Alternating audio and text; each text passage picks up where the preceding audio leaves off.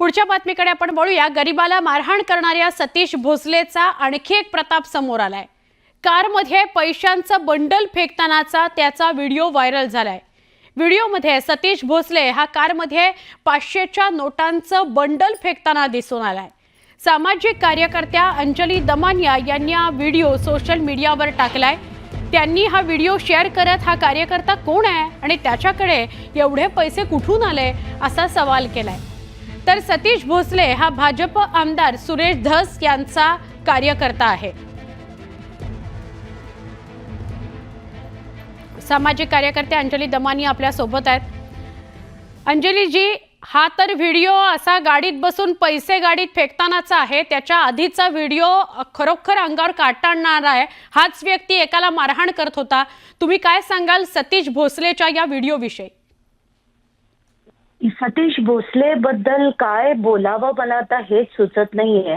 आता काल दस असं म्हणाले की बाबा हा माझा काही कार्यकर्ता नाही, म्हणजे हा व्हिडिओ फार जुना आहे, तर हे खोटं आहे।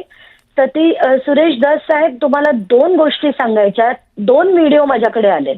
एक जो व्हिडिओ ज्याच्यात बॅटने मारताना दिसतंय तो जुना व्हिडिओ आहे, पण एक व्हिडिओ जिथे एक माणूस रक्तबंबाळ परिस्थितीत त्याला हॉस्पिटलमध्ये घेऊन जातानाचा आणि हॉस्पिटल मधला जो व्हिडिओ आहे तो 19 फेब्रुवारीचा आहे। आणि जेव्हा मी एसपींशी काल बोलले तेव्हा त्यांचं असं म्हणणं होतं की हे लोक कंप्लेंट द्यायला आले नाहीत म्हणून त्यांच्यावर आतापर्यंत FIR झाला नाही।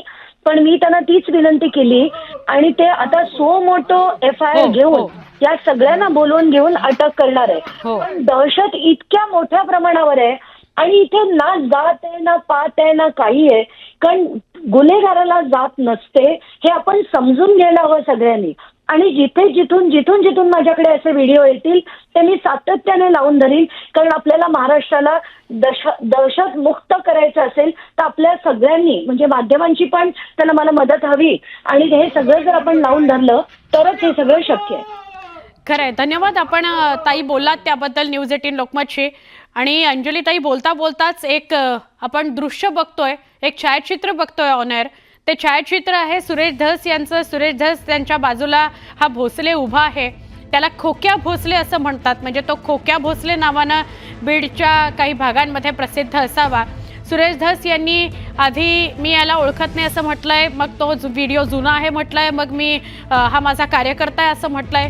नेमकं चाललंय काय? सुरेश धस एका बाजूला मसाजोग प्रकरणामध्ये इतकं प्रकरण लावून धरतात की त्यांची वाहवाह होते, कौतुक होतं त्यांचं, आणि दुसरीकडे मात्र त्यांचेच कार्यकर्ते, त्यांच्याशी संबंधित कार्यकर्ते अशा प्रकारे जर मारहाण करत असतील, एखाद्याला मरेपर्यंत मारहाण करत असतील आणि दुसरीकडे अशी पैशाची बंडलं वगैरे गाडीत टाकणं, एवढे पैसे या कार्यकर्त्याकडून कुठून आले असा सुद्धा प्रश्न पडतो।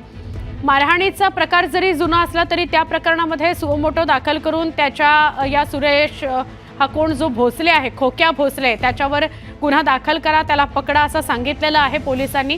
आणि दुसरीकडे हा जो व्हिडिओ आहे तो सुद्धा नक्कीच धक्कादायक आहे।